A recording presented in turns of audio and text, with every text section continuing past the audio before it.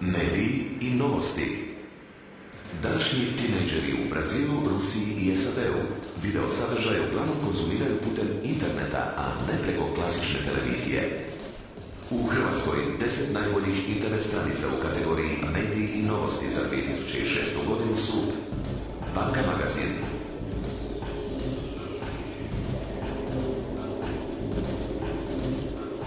Groblogeri,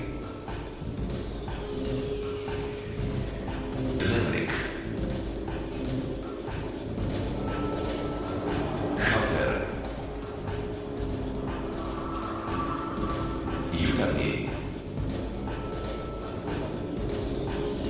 Kaštela, Križ života,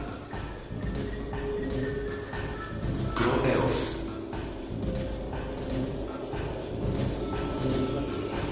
Moj kvart, Naslovnica. Najbolja od najboljih internet stranica u kategoriji Mediji i novosti za 2006. godinu je stranica Groblogeri.com.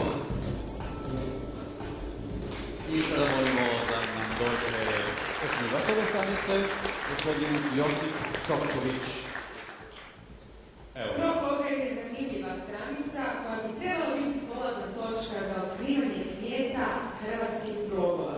Dobro se stavite za sve one koji žele pokrenuti vlastiti blog, te nudi pregledan izbor novosti objavljenih na blogovima pregled raspoloženih po tematici.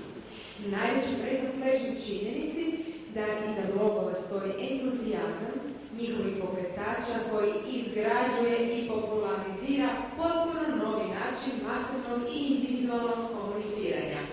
Čestitamo još.